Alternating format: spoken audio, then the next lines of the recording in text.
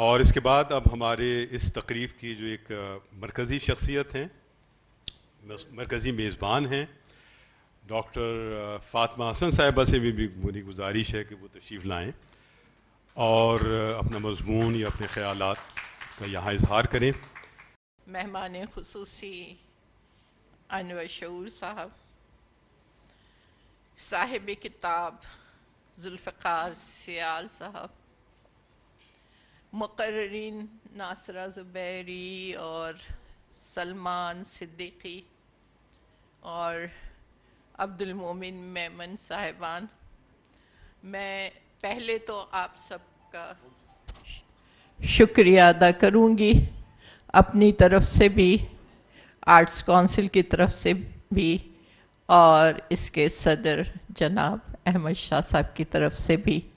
کہ آپ لوگ یہاں تشریف لائیں اور اس خوبصورت محفل کو آپ کی آمد سے جو رونق ملی ہے وہ، اور اس لائبریری میں اس وقت ایک گلیکسی سجی ہوئی ہے جس میں ہمارے حاضرین میں بھی بہت نمایاں لوگ ہیں۔ میں سب کے نام اس لیے نہیں لوں گی کہ یہاں سے کچھ لوگ نظر آ رہے ہیں اور کچھ نہیں نظر آ رہے ہیں تو کچھ رہ جائیں گے۔ میں نے بہت مختصر لکھا ہے اس لیے کہ کتاب میں میرا مضمون شامل ہے، اور دوسرے مجھے یہ معلوم تھا کہ جب خالد معین تقریب شروع کریں گے تو وہ سب کچھ کہہ چکے ہوں گے جو ہمیں کہنا ہے، کتاب کا پورا تعارف ہو چکا ہوگا، اور باقی مقررین بھی مجھے کا اندازہ تھا کہ وہ کتاب سون کر نہیں بولتے، پڑھ کر بولتے ہیں، تو آپ نے ملاحظہ کیا کہ کتنے اچھے مضامین یہاں پڑھے گئے۔ میں نے جو کچھ مختصر لکھا ہے، اور آپ یہ دیکھیں کہ یہ کس طرح کاغذ پہ گھسیٹا گیا ہے، کیونکہ یہ اچھا نہیں لگ رہا تھا کہ جو کچھ کتاب میں ہے میں اسے ہی پڑھوں، تو وہ میں پیش کر دیتی ہوں کہ ڈاکٹر ذوالفقار سیال کی کتاب، جس کا عنوان ڈاکٹر ذوالفقار سیال سہ زبان شاعر ہے، سہ جہتی بھی ہے۔ یہ صرف سہ زبان نہیں ہے بلکہ اس کتاب کی سہ جہتیں ہیں۔ پہلی جہت 3 زبانوں میں ان کی شاعری کے نمونوں کی ہے، جن کا آغاز اردو نظم اور غزلوں سے ہوا ہے۔ ان نظموں اور غزلوں کے بیچ 2 سرائکی غزل بھی موجود ہیں، اور پھر سندھی گیت اور غزلیں۔ سندھی گیت اور غزلیں ان کا میدان ہے، سندھی گیت غزلیں ہی نہیں بلکہ اردو گیت اور غزلیں بھی ان کا میدان ہے، اور یہی اسی صنف میں، گیت اور غزل کی صنف میں یہ بہت نمایاں ہے۔ میں نے اس کتاب میں موجود اپنے مضمون میں لکھا ہے کہ ڈاکٹر ذوالفقار سیال کی شاعری میں غنائیت ہے، زبان بھی آسان استعمال کرتے ہیں، اور یہ طرز اظہار غزل اور گیت کے لیے بہت موزوں ہے۔ یہی وجہ ہے کہ ان کے گیتوں کو بہت مقبولیت حاصل ہوئی ہے۔ ذوالفقار سیال زودگو شاعر ہیں، اور ان کی جو اصناف اظہار ہیں اس میں بھی تنوع موجود ہے۔ 3 زبانوں پر دسترس نے ان کے قلم کو بہت روا رکھا ہے۔ الفاظ اور لفظیات استعاروں کی کمی کہیں محسوس نہیں ہوتی، اور عام فہم لکھتے ہیں، کیونکہ غیر شعوری طور پر وہ اردو میں سندھی اور سندھی میں اردو کے الفاظ شامل کیے جاتے ہیں، تو اس لیے کسی کو بھی ان کی شاعری سمجھنے میں دشواری نہیں پیش آتی۔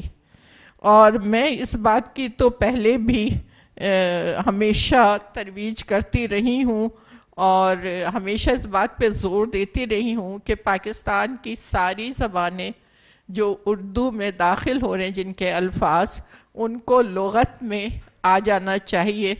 یہ جو 22 جلدوں کی لغت ہے اردو کی، اس کو ریوائز ہونا چاہیے، اور جتنے الفاظ اردو زبان کی کتابوں میں مصنفین نے، معتبر اور مستند مصنفین نے اس میں اردو میں شامل کیے ہیں، ان کو لغت میں آنا چاہیے۔ اس طرح یہ زبانیں بھی قریب آئیں گی، اور اردو زبان کی وسعت میں اور اضافہ ہوگا اور قومی یکجہتی ہوگی. لیکن افسوس کہ جس اردو لغت بورڈ کو بڑی مشکل سے ممنون صاحب کے سے اصرار کر کے بحال کروایا تھا، اب وہ پھر لاوارث بھی نہیں پڑا ہے، بلکہ اس کو دوسرے کم اہمیت اداروں کی تحویل میں دے دیا گیا ہے، جس کی وجہ سے لغت کا کام بالکل رک گیا ہے. تو ہم ادیبوں اور شاعروں کو جنہیں ادب سے اور زبان سے دلچسپی ہے، خصوصاً میں اپنے محمود شام صاحب سے جن کا قلم بہت پر اثر ہے یہ، اور انور شوگر صاحب سے جو اپنے قطعات میں بڑی باتیں کہہ جاتے ہیں مختصر لفظوں میں، یہ درخواست کروں گی کہ اردو لغت کی طرف بھی توجہ دیں اور پاکستانی زبان کو اور زیادہ مضبوط اور ہمارے اس فخر کو مستحکم کرنے میں اپنا حصہ ڈالیں کہ ہمارے پاس ایک ایسی لغت ہے جو دنیا کی صرف 3 زبانوں میں ہے، جرمن، انگلش اور اردو میں سائنٹیفک اصول کی، اور اس میں سارے نئے اس کو ریوائز ہو کر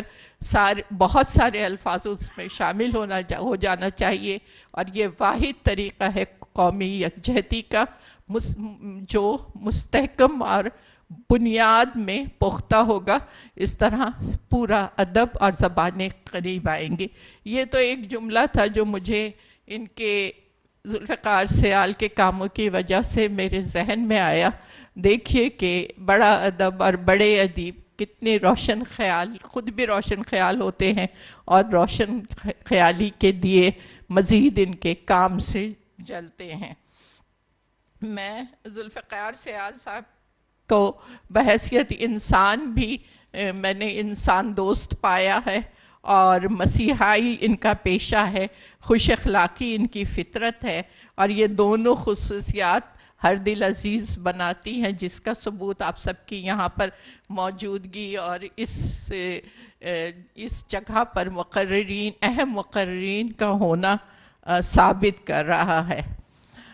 میں اس کتاب کو بھی میں نے پڑھا ہے، یہ نہیں سمجھیے کہ میں ادھر ادھر کی بات کر رہی ہوں، لیکن یہ